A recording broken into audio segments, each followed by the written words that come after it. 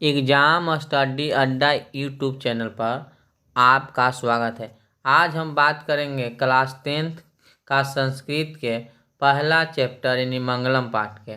मंगलम पाठ के इसमें VVI लघु उत्तरीय प्रश्न का उत्तर बिल्कुल आसान भाषा में है। अब देर किए बिना ही हम चलते हैं पहले क्वेश्चन की ओर। इससे पहले आप सब कलम और कॉपी निकाल लें ताकि आप नोट कर सकें। तो चलिए चलते हैं पहले क्वेश्चन की ओर। हमारा पहला क्वेश्चन है, मंगलम पाठ के अनुसार जीव एवं आत्मा के संबंध में क्या कहा गया? तो इसका आंसर हो जाएगा, मंगलम पाठ के अनुसार आत्मा जीव के हृदय में सूक्ष्म से भी सूक्ष्म तथा महान से भी महान हृदय रूपी गुहा में स्थित है। जब जीव शोक रहित होकर सांसारिक माया मोह का त्याग कर हृदय स्थित आत्मा से साक्षात्कार करता है, तब उसकी आत्मा महान परमात्मा में मिल जाती है और जीव सारे सांसारिक बंधनों से मुक्त हो जाता है। यानी मंगलम पाठ में जीव एवं आत्मा के संबंध में बताया गया है कि जो आत्मा जो है जीव के हृदय में सूक्ष्म से भी सूक्ष्म और महान से भी महान है, जो कहाँ स्थित है? हृदय रूपी गुहा में स्थित है। आज जब यही जीव जो है शोक रहित होकर संसारिक माया मोह का कोचि करता है, त्याग करता है, तब हृदय स्थित आत्मा से साक्षात्कार करता है, तब उसकी आत्मा जो है महान परमात्मा में मिल जाती है और जीव सारे संसारिक बंधनों से मुक्त हो जाता है। इसको आप सब अब जल्दी से नोट कर लीजिए और अच्छी से याद कर लीजिएगा। तो इससे सरल भाषा में और कहीं भी आपको कोई भी यूट्यूब चैनल पर ऐसा सरल भाषा में कोई भी इसका आंसर नहीं मिलेगा। तो अगर आप इस चैनल पर पहली बार हैं तो चैनल को सब्सक्राइब कर दीजिए ताकि कोई भी वीडियो आप तक तुरंत पहुंच सके और बेल आइकन को भी दबा दीजिए ताकि आप लोग को नोटिफिकेशन मिलता रहे। तो अब चलते हैं हम लोग दूसरे क्वेश्चन की ओर। हमारा दूसरा क्वेश्चन है, मंगलम पाठ के आधार पर सत्य की महत्ता पर प्रकाश डालें। तो इसका उत्तर होगा, मंगलम पाठ के रचयिता महर्षि वेद व्यास कहते हैं कि हमेशा सत्य की ही विजय होती है, असत्य कभी नहीं जीतता। सत्य से देवलोक का मार्ग प्रशस्त होता है। जिस सत्य के द्वारा ऋषिगण उस परमात्मा को प्राप्त करना चाहते हैं, वही सत्य ईश्वर तक पहुँचने का सच्चा मार्ग है। यानी मंगलम पाठ के आधार पर जो सत्य की महिमा का जो वर्णन किया गया है, तो इसमें महर्षि वेद व्यास यानी मंगलम पाठ के रचयिता महर्षि वेद व्यास कहते हैं कि हमेशा सत्य की जीत होती है, असत्य कभी नहीं जीतता है। और सत्य से ही देवलोक का मार्ग कौची होता है? प्रशस्त होता है। और जिस सत्य के द्वारा जो ऋषिगण उस परमात्मा को प्राप्त करना चाहते हैं, वही सत्य जो है ईश्वर तक पहुँचने का क्या है? सच्चा मार्ग है। भी आंसर आप लोग जल्दी से नोटबुक में नोट कर लीजिए, तब जाके हम तीसरे क्वेश्चन की ओर चलेंगे। आप रोक कर भी नोट कर सकते हैं या स्क्रीनशॉट भी ले सकते हैं। तो इस तरह से अगर आपको वीडियो अच्छा लग रहा है तो कमेंट कीजिएगा और अपने दोस्तों के साथ शेयर भी कीजिएगा।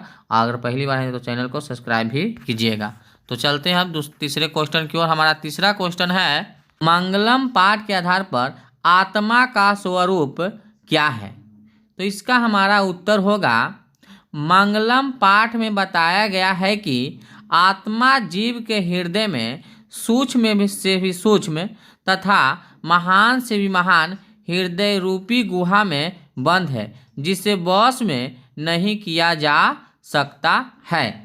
इस तरह के क्वेश्चन हम पहला क्वेश्चन भी देखे थे कि मंगलम पाठ के जो अनुसार है जीव एवं आत्मा के संबंध में क्या कहा गया है। तो इससे थोड़ा सा ही क्वेश्चन अलग है, ज़्यादा क्वेश्चन कुछ अलग नहीं है। इसमें पूछा गया कि मंगलम पाठ के आधार पर आत्मा का स्वरूप क्या है। तो इसका आंसर इस तरह से देंगे। देखिए बहुत सिंपल है और बहुत सरल भाषा में है। मंगलम पाठ में बताया गया कि आत्मा जीव के हृदय में सूक्ष्म से भी सूक्ष्म तथा महान से भी महान हृदय रूपी गुहा में बंद है, जिसे हम बस में नहीं कर सकते हैं। तो इसको भी आप जल्दी से नोट कर लीजिए। अब चलते हैं चौथे क्वेश्चन की ओर। हमारा चौथा क्वेश्चन है, महान लोग संसार रूपी सागर को कैसे पार करते हैं?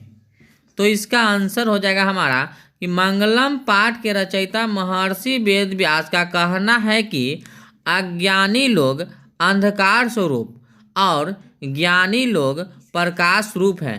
महान लोग इसे समझकर मृत्यु को पार कर जाते हैं, क्योंकि संसार रूपी सागर को पार करने का इससे बढ़कर कोई दूसरा रास्ता नहीं है। इस क्वेश्चन का कहने के मतलब है कि महान लोग जो यानी ऋषि मुनि जो होते हैं संसार रूपी सागर को कैसे पार करते हैं।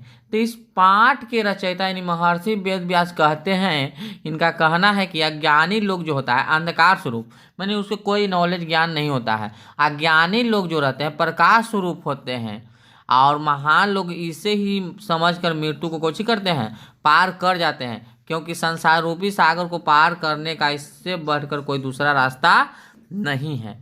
तो इसका भी मतलब कि आप लोग जल्दी से इसका नोट कर लीजिए। अब चलते हैं नेक्स्ट क्वेश्चन की ओर। हमारा 5वां क्वेश्चन है, महान लोग किस प्रकार श्रेष्ठ पुरुष ब्रह्मा को प्राप्त कर लेते हैं। तो इसका हमारा आंसर हो जाएगा कि जिस प्रकार बहती हुई नदियाँ अपनी वास्तविक नाम और रूप को त्याग कर सागर में मिल जाती है, उसी प्रकार ऋषि मुनि यानी महान लोग अपने वास्तविक नाम और रूप को त्याग कर श्रेष्ठ पुरुष ब्रह्मा को प्राप्त कर लेते हैं। यानी बहती हुई नदियाँ जो होती है जो अपने वास्तविक नाम और रूप को क्या करती है, त्याग देती है, और समुद्र में यानी सागर में जाकर मिल जाती है। उसी प्रकार ऋषि मुनि जो होते हैं महान लोग होते हैं अपने वास्तविक नाम और रूप को त्याग देते हैं, श्रेष्ठ पुरुष ब्रह्मा को क्या कर लेते हैं, प्राप्त कर लेते हैं, क्योंकि अपने नाम से रूप से कोई मतलब नहीं रहता है, तब वही तो जाकर मतलब कि सिद्धि प्राप्त करते हैं। इस वीडियो में बस इतना ही। अगर आप सभी को वीडियो अगर अच्छा लगा हो तो वीडियो को लाइक करें और अपने दोस्तों के साथ शेयर करें, और चैनल पर पहली बार हैं तो चैनल को सब्सक्राइब कर दीजिए। धन्यवाद। जय हिंद, जय भारत।